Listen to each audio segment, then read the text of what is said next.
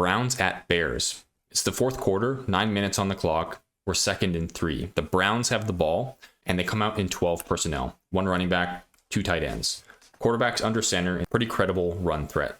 The Bears come out in a 4-2-5 nickel formation. The 4 refers to the number of defensive linemen, the 2 is the number of linebackers, and then 5 players in the secondary. Normally, 4 would be the default in a base defense, but we've got this extra nickel corner. 5 in the secondary, the 5th player, nickel, 5 is in 5 cents. The play from the offense is a play action flood concept. Play action meaning the quarterback steps back. It's a fake handoff to this running back, who, after receiving that fake handoff, steps into the center and then just turns to face the quarterback and sits in that zone right behind the defensive line. The quarterback, Shedeur Sanders, then turns, stands in the pocket, and looks downfield on the right side. The flood concept is a concept where 3 receivers are running routes on the same side of the field at different depth. Our outside receivers running this clearing route. Our outside tight end does an initial chip block and then plays into the flat. And then our tight end here plays this intermediate out route, deep, medium, and short.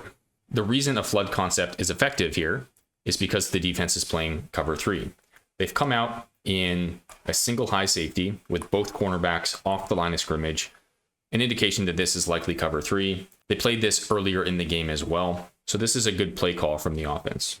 The reason a flood concept is effective against cover 3 is because of this.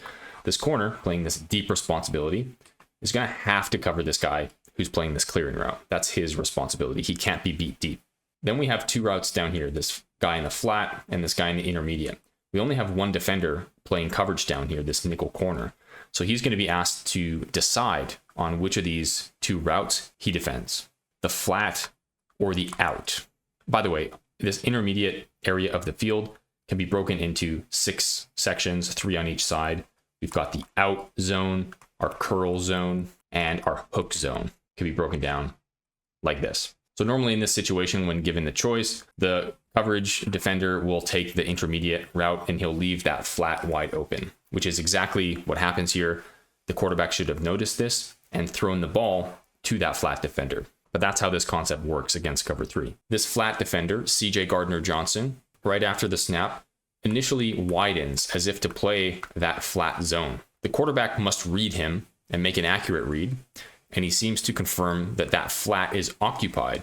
So he knows that this tight end should be open in this out zone. But before the quarterback throws, that flat defender sinks and plays that out zone. Sanders throws the ball anyways right into that coverage, and it's picked off. What he should have done is recognize quickly that that flat defender was sinking, and he should have found his open receiver down in the flat, who was wide open. Easy completion for 5 or 6 yards. The intended receiver here, this tight end, Harold Fannin, he had 14 targets in this game, which is a lot. And he's had 25 targets in the last 2 games combined, which accounts for 33% of all pass attempts from Sanders. That means that he's pretty easy for the defense to key in on as a passing threat.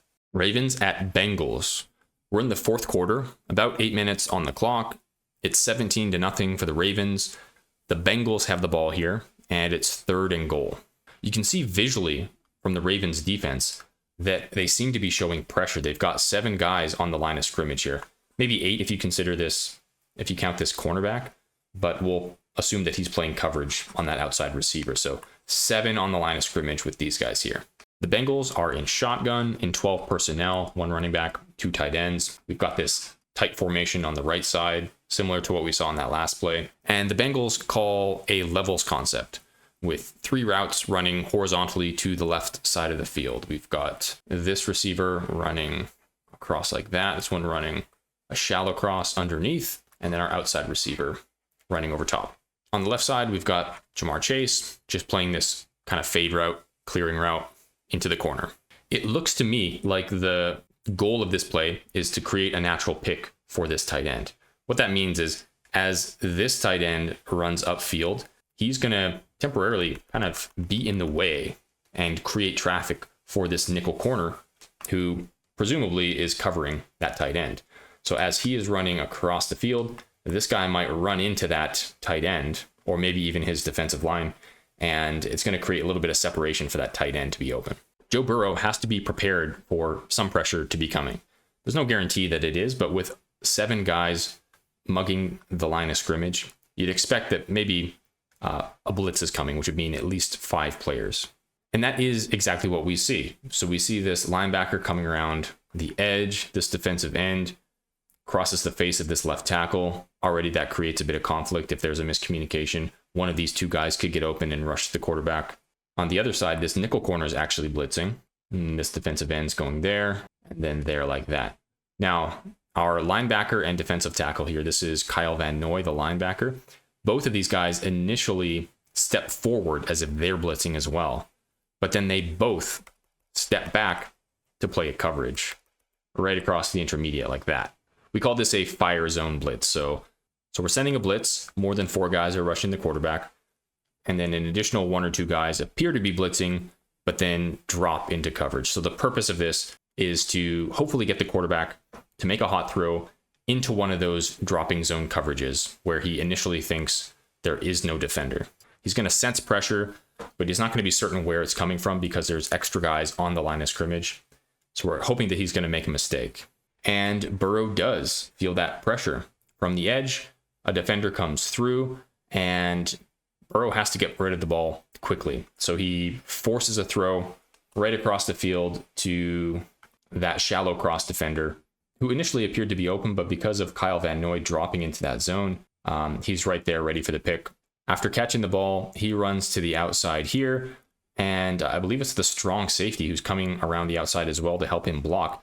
He hands the ball off to him, knowing that he's a faster guy, so he's able to actually turn this into a pick 6, takes it all the way down to the end zone. So this is a pretty good play call with Van Noy initially stepping forward to sell the idea that he is blitzing and then dropping back was enough to convince Burrow that that zone was open, and it initially appeared to be.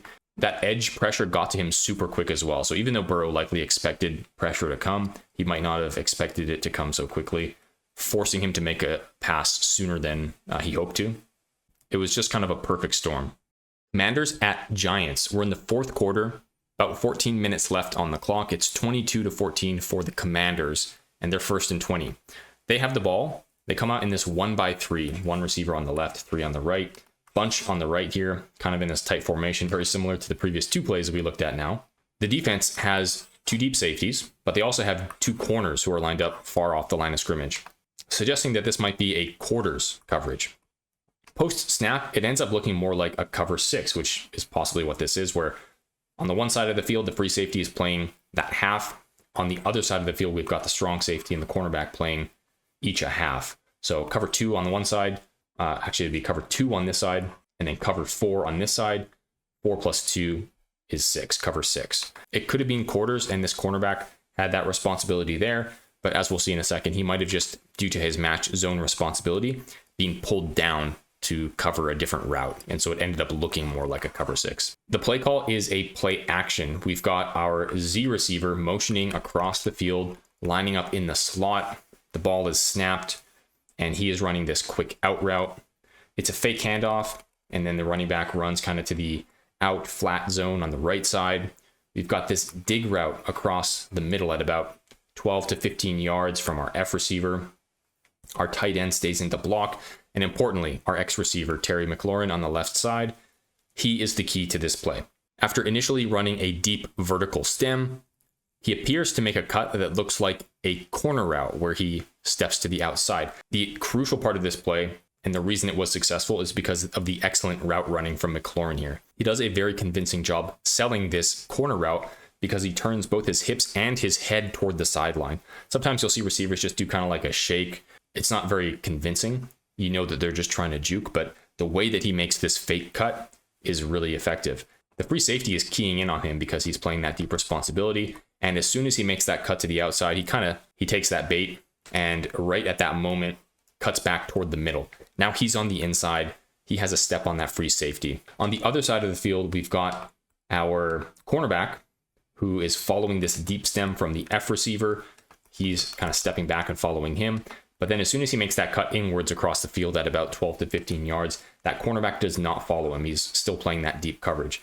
And so the strong safety sees that and they kind of pass off, and he steps down to try and protect against that route. And this is where a huge vulnerability is created. We've got what looks now kind of like a cover 2 with this cornerback on the right playing a deep coverage, the free safety on the other side playing that deep coverage. However, they're so far toward the sideline. There's a tremendous gap between the two of them that this is actually a pretty easy completion for Mariota to make. He sees McLaurin coming across the middle, makes a big completion. The pass itself carries for about 30 yards. After the catch, McLaurin breaks a tackle, finishes for a 54-yard touchdown. It's a huge play. So in a typical cover 2 type scenario, let's say it was just these two guys playing cover 2, deep halves, they're not going to stand toward the sideline. They're going to be kind of either near the hash marks or maybe just outside the hash marks. As McLaurin's coming through the middle there, they have enough time to potentially, make a play and get there to defend the pass.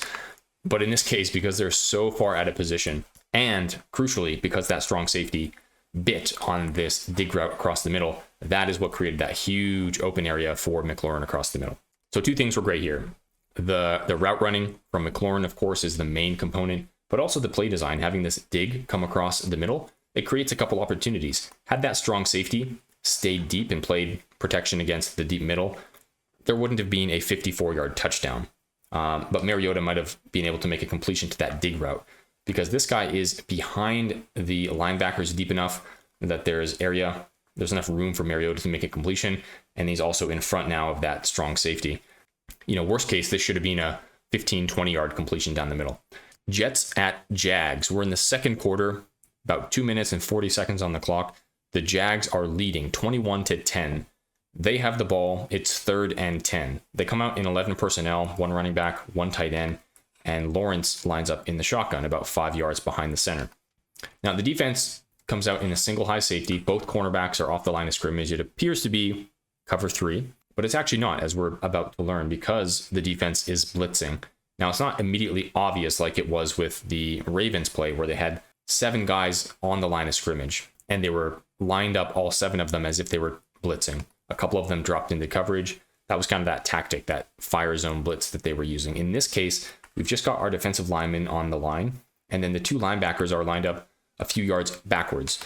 They're not showing blitz, but you can tell by their body language like they might be blitzing, or at least one of them might be blitzing. They're kind of like standing there twitchy, leaning forward a little bit as if they're trying to like immediately get a jump when the ball is snapped. We also know, due to the down and distance, that there's a good chance the defense will blitz. It's 3rd down and 10 yards to go. So 3rd down, of course, if they don't move the chains here, 4th down, the offense is going to punt the ball. With 10 yards to go, it's a pretty high chance that the offense is going to throw. So if they blitz, the reason that they would blitz here is so that they can get pressure on the quarterback and force him to throw the ball sooner than he hopes. The reason this is important is because that might be too soon for, the routes downfield to develop. So even if the quarterback is able to find an open receiver and make a completion, that defender might be able to make a tackle before that 10 yards to gain that 1st down. Another reason they might blitz is, of course, because it forces the quarterback, to make a poor choice and maybe throw a pick. So that's why 3rd and long situations, you'll typically see more blitzes. And so here's what the defense is doing. They are blitzing and they're sending 7-man pressure. So our defensive end is coming off the outside. Our defensive tackle is going through the B gap and the A gap and the B gap, and then along the edge to contain here. So we've got an open A gap here. That's where this linebacker is rushing through. And then this other one is twisting over the top. Twisting meaning he's coming from one side of his defensive lineman toward the other behind him, where there should be an open space, because, the offensive line is busy blocking the defensive tackles. And if you just do some simple math here, we've got 5 offensive linemen, 1 running back, that's 6 blockers, and then potentially this tight end, but he's not blocking, he's actually running a route. So 6 blockers against 7 rushers. The math works out for the defense. They're going to have a guy come free to the quarterback. It's just a matter of how quickly they're able to get there. And is Lawrence able to find an open guy quickly enough? So if the defense is sending 7 pressure, that means that they only have 4 remaining defenders in coverage. The offense is playing this. They've got their tight end playing this quick hitch route. The Z receiver motions in and then runs this deep crosser over the middle like this. The F is also running a deep crosser, but to the other side of the field. And then our X is running this just go route to clear that deep defender. So 4 receivers running routes, 4 defenders in coverage. All that needs to happen for the offense is one of these receivers needs to win his one-on-one matchup, and Lauren needs to figure out who that is, get the ball to him quickly for a chance at a big play, even a touchdown potentially. Now, what ends up happening is the ball is snapped. Trevor takes a couple steps back. He does realize, okay, there is pressure coming, maybe more than he anticipated. And he spins. He spins around to his left as if he was doing a bootleg. Not intentional, but that's his technique or tactic to get away from this pressure. But he does this pretty early before any free rusher is actually coming. And what that does is it actually allows this defensive end on the left side, who's currently engaged in a block with this left tackle, to just peel off that block, run immediately towards Trevor, and put pressure in his face. So Trevor continues to backpedal, and he's now 17 yards behind the line of scrimmage. He doesn't have the ability to step into his throw and make an accurate pass. He has to throw it off of his back foot, which is incredibly difficult to do. Luckily, he sees his motioning Z receiver who's running this deep crosser. He's actually in double coverage. The strong safety and this cornerback are both playing man coverage on him, but he's got a couple steps and is pretty open here. Trevor makes an amazing pass about 40 yards down the field from where he's at. Great completion, amazing throw considering it's off his back foot, and it's completed. So this play is actually a really good example of the risk reward that both the offense and defense play throughout the game. Not every play is meant to be a perfect matchup where everybody is covered, everything is locked up. There are times in the game, like here, where the defense will send pressure and create a big vulnerability where every receiver is matched up in one-on-one coverage. If they're not able to do their job and get to the quarterback quickly enough, then the quarterback can make an amazing play like he did for a pretty big gain. In this case, it worked out for the offense just because of that remarkable play that Trevor made.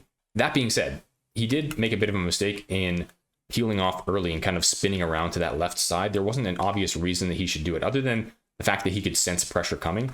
His blocking was holding up pretty well. And it was, if there was an obvious side that pressure was coming, it was on this left side. This defensive end had already kind of climbed up to here, whereas the right side, they hadn't really reached that far. So if there was an obvious side for him to roll out to, it was the right side. Had he done that, he might have found Brian Thomas Jr., who was running this deep crosser across the field, who was also open, but with more field. Not only would it have been an equally easy completion, Trevor would have been on platform. He would have been able to throw, maybe step into it. Even if he didn't, rolling out to the right is a lot easier than throwing off your back foot, rolling out to the left as a right-handed thrower.